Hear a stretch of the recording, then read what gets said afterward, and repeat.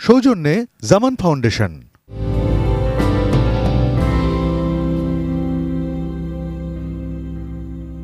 প্রিয় সুধী, আসসালামু আলাইকুম।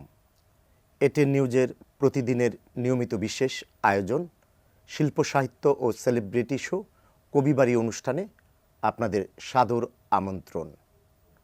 কবিবাড়িতে যেজন আসে গুণীজন, তারাই দেশের অমূল্য মানব ধন। এ কথার গুরুত্বকে অনুধাবন করেই আমাদের এটেন নিউজ স্টুডিওতে আমন্ত্রিত হয়ে উপস্থিত হয়েছেন দেশ বরেণ্য বিপ্লবী কবি মোহন রায়হান। আর অনুষ্ঠানটির নিবেদক জামান ফাউন্ডেশন, আর অনুষ্ঠানটি উপস্থাপনা করছি আমি আসাদ কাজল। প্রিয় দর্শক, চলুন অতিথির সঙ্গে মূল আলোচনায় ফিরে যাই। মোহন ভাই, আমাদের স্টুডিওতে উপস্থিত হওয়ার জন্য আপনাকে স্বাগত জানাচ্ছি। কেমন আছেন? ধন্যবাদ জানাই এটিএন নিউজকে আমাকে আজকের কবিবাড়ি অনুষ্ঠানে আমন্ত্রণ জানানোর জন্য। আসলে একটি শ্রেণীবিভক্ত, শোষণমূলক, অধিকারহীন সমাজ এবং রাষ্ট্রে কোনো লেখক, কবি কিংবা সৃজনশীল মানুষের ভালো থাকার কোনো উপায় নেই। মোহন ভাই, বাংলা একাডেমি পুরস্কার নিয়ে বরাবরই বিতর্ক লক্ষ্য করা যায়। এবারও তার ব্যতিক্রম নয়।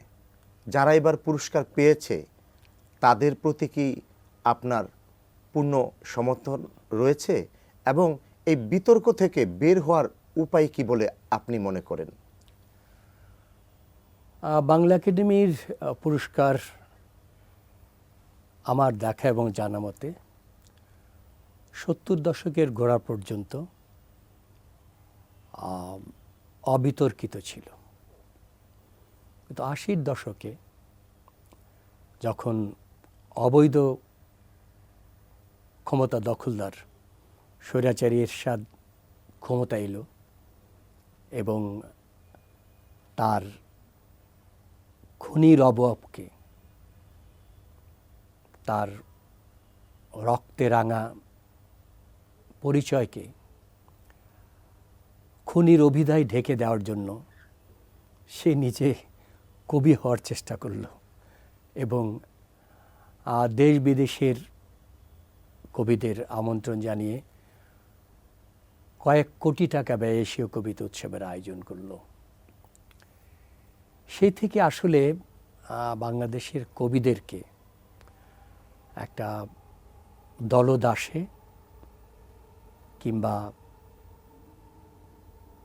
মোসাহেব চামচায় পরিণত করার একটা চেষ্টা চলছে। এই সমস্ত অবৈধ ক্ষমতা দখলকারীরা তাদের লুটপাট, গুম, খুন, হত্যা এসবকে ধামাচাপা দেওয়ার জন্য সৃষ্টিশীল মানুষকে তাদের পক্ষে টেনে নেয়, তাদের পক্ষে কলম ধরার জন্য। সেই এরশাদ থেকে শুরু করে পরবর্তীতে এ যাবৎকাল যারাই ক্ষমতা এসেছে তারা প্রত্যেকেই একই প্রক্রিয়ার মধ্যে দিয়ে গেছে। এবারও কি তারা তাদের দলবাজ, দলদাস কবি এবং লেখক সৃষ্টি করেছে এবং তাদের পক্ষে তাদের গুণগান গাওয়ার জন্য তাদেরকে বিভিন্ন পুরস্কারে পুরস্কৃত করেছে। বাংলা একাডেমি পুরস্কার, 21 পুরস্কার, স্বাধীনতা পুরস্কার দিয়ে তারা দলীয় লেখক কবি সৃষ্টি করার চেষ্টা করে। কবিতার উন্নয়ন এবং রাজনীতির উন্নয়ন, আপনি একজন কবি ও রাজনৈতিক গবেষক। আপনি কবিতার উন্নয়ন আগে চান না রাজনীতির উন্নয়ন আগে চান? এটা কিভাবে আপনি ব্যাখ্যা করবেন? এই প্রশ্নটা আসলে ভুল এই জন্যই যে রাজনীতি এবং সাহিত্য দুটো ভিন্ন কিছু নয়, দুটো একই জীবনের দুই রকম উচ্চারণ। একজন লেখক বা কবি একটা সমাজ বা রাষ্ট্রের মধ্যে বাস করে, সে বিচ্ছিন্ন কিছু নয়।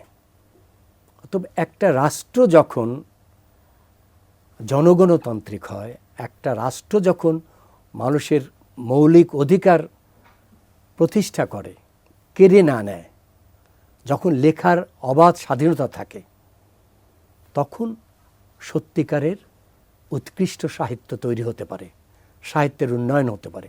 অর্থাৎ একটা রাষ্ট্রের যখন উন্নয়ন হয়, একটা রাষ্ট্রে যখন মানুষের রাজনৈতিক, অর্থনৈতিক, সাংস্কৃতিক মুক্তি থাকে, মানুষের মত এবং অধিকার প্রতিষ্ঠার স্বাধীনতা থাকে, তখনই সেখানে উৎকৃষ্ট সাহিত্য তৈরি হতে পারে। তাছাড়া হয় না, আলাদা করে শিল্প সাহিত্য হয় না। মোহন ভাই, আপনি জাতীয় কবিতা পরিষদের অন্যতম প্রতিষ্ঠাতা। একজন কবির জন্য সংগঠক সহায়ক না প্রতিবন্ধক? শুধু কবিতা বা শিল্প সাহিত্য নিয়ে একজন মানুষ সব কিছু ছেড়ে ব্যস্ত থাকবে, আবার শুধু সংগঠন নিয়ে ব্যস্ত থাকবে, এ দুটোই পরস্পর বিরোধী। এ দুটোটা পারস্পরিক সম্মিলনের মধ্য দিয়ে পরস্পরের পরিপূরক হয়ে একজন লেখক বা কবি বা সংগঠক সমাজে প্রতিষ্ঠা লাভ করে। মোহন ভাই, আপনি একজন জনপ্রিয় সংগঠক। আপনার এই জাতীয় কবিতা পরিষদের মাধ্যমে আপনি একজন কবি হিসাবে, একজন সংগঠক হিসাবে আগামী ভবিষ্যৎ পরিকল্পনা কি? আসলে আমরা 87 সালে এরশাদের সামরিক শাসন বিরোধী গণতান্ত্রিক আন্দোলনের কবি লেখকদের ভূমিকা পালনের জন্য আমরা একটা সর্বদলীয় কবিদের সংগঠন করতাম, জাতীয় কবিতা পরিষদ। আমরা এরশাদ বিরুদ্ধে আন্দোলনের মধ্য দিয়ে এরশাদের পতন ঘটিয়েছিলাম। আমাদের লক্ষ্য ছিল আমরা দেশে একটি নতুন কাব্য আন্দোলন গড়ে তুলব, নতুন যুগের নতুন কাব্য আন্দোলন গড়ে তুলব। এবং কাব্য আন্দোলনকে এখনো গড়ে তুলতে আপনি পারেন নাই? না, কাব্য আন্দোলন কিভাবে আমি করতে চাচ্ছেন? সেখানে যাচ্ছি। এবং এই ধরনের একটা পুঁজিবাদী ধনতান্ত্রিক রাষ্ট্র ব্যবস্থায় লেখক কবিরা সাধারণ মানুষের মতনই অবহেলিত, অধিকারহীন। সেজন্য আমাদের স্বপ্ন ছিল যে কবিদের জন্য আমরা কিছু সামাজিক ভূমিকা পালন করব। তাদের যেরকম আমাদের একটা ইচ্ছা ছিল আমরা একটা কবিতা ভবন করব। আমরা কবিদের জন্য সারা দেশে একটা আবাসনের উদ্যোগ নেব। আমরা সারা দেশে কবিদের জন্য পাঠাগার তৈরি করব। কবিতার চর্চার জন্য, কবিতার গবেষণার জন্য, আমরা অনুশীলন অধ্যয়নের জন্য নানা ধরনের উদ্যোগ গ্রহণ করব। কবিতার আন্দোলন গড়ে তোলার জন্য, নতুন কবিদের এগিয়ে নেওয়ার জন্য, কবিতা চর্চার জন্য বিভিন্ন ধরনের আমরা উদ্যোগ গ্রহণ করব। আমাদের স্বপ্ন এবং আকাঙ্ক্ষা আছে কবিতার চর্চার জন্য। মোহন ভাই, অনুষ্ঠানের মাঝে এবার একটি আপনার কবিতা শুনতে চাই। কবিতা, একটা ছোট্ট কবিতা শোনাই। দেয়া নেয়া। দেয়ারও কেউ নেই, নেয়ারও কেউ নেই, তবু চেয়েছি দিতে উজাড় করে, চাইনি কিছুই, এক বুক ভালোবাসা ছাড়া। কতটুকু পেরেছি দিতে নিতে, হিসেব কষিনি কখনো, তবে হাহাকারে পূর্ণ করেছে জীবন। একদিন নদীকে বলেছিলাম এক আজলা জল দেবে, সঙ্গে সঙ্গে নদী মরুভূমি হয়ে গেল। একবার পুষ্পোদ্যানের দিকে মুগ্ধ হয়ে তাকিয়েছিলাম, দেখতে দেখতে পুষ্পোদ্যান শ্মশান হয়ে গেল। সেবার গ্রামের পথে ঝাঁঝালো রোদে পুড়ে একটি পল্লবিত সবুজ বৃক্ষের সুশীতল ছায়ার নিচে দাঁড়িয়েছিলাম। মুহূর্তে গাছের সমস্ত পাতা চৈত্র দিনের মতন ধুলোয় লুটিয়ে পড়ল।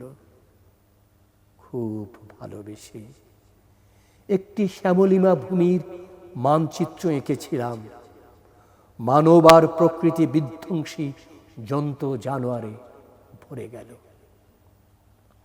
মানুষের আর্তনাদে, মানুষের পাশে গিয়ে যখনই যত বাড়ি দাঁড়িয়েছি, বুকের ভেতরে রক্ত গঙ্গা বয়ে গেছে।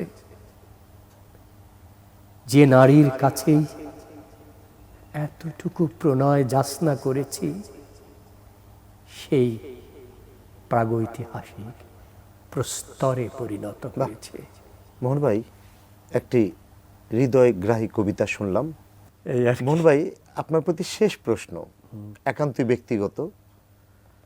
যে জলে আগুন জ্বলে, একজন বিখ্যাত কবির বিখ্যাত কবিতা। আপনি কবি, আপনার বুকেও কি আগুন জ্বলে? আগুন না জ্বললে তো সে মানুষ নয়। হেলাল হাফেজের যে কবিতা, যে জলে আগুন জ্বলে, আমরা জানি আগুন দাহ্য পদার্থ, আর জল সে আগুনকে নেভায়। কিন্তু কবির আগুন এমনই আগুন যে জলের ভেতর সে আগুন জ্বলে। কবি, লেখক বা শিল্পীরা হচ্ছে তেমনই আগুন, তাদের বুকের ভেতর এমনই আগুন তারা পুষতে থাকে যে সেই আগুনে পুড়তে পুড়তে তাদের প্রতিটি শব্দ খাঁটি হয়ে প্রকাশ হয়, সৃষ্টিতে রূপান্তরিত হয়। যেরকম বলা হয়ে থাকে যে অপরিহার্য শব্দের অনিবার্য বাক্য বিনাশকে কবিতা বলা হয়ে থাকে। বলা হয়ে থাকে শব্দই কবিতা। তো কবিতা তখনই কবিতা হয় যখন শব্দ, গদ্যের শব্দের চেয়ে কবিতার শব্দ আলাদা হয়ে আলাদা ব্যঞ্জনা তৈরি করে, তখন সেটা কবিতা হয়। অতএব প্রত্যেক কবি তার বুকের ভেতরে গোপন আগুন পোষে, গোপন আগুনে জ্বলে যায়। মোহন ভাই, সময় স্বল্পতায় আমাদের আলোচনার ইতি টানতে হবে। আমাদের স্টুডিওতে উপস্থিত হওয়ার জন্য আপনার প্রতি কৃতজ্ঞতা জানাচ্ছি। আমিও কৃতজ্ঞতা জানাই। প্রিয় দর্শক, এতক্ষণ কথা বলছিলাম দেশ বরেণ্য বিপ্লবী কবি মোহন রায়হানের সঙ্গে। আগামী অনুষ্ঠান দেখার আমন্ত্রণ জানিয়ে আমি আসাদ কাজল আপনাদের কাছ থেকে বিদায় নিচ্ছি। আল্লাহ হাফেজ।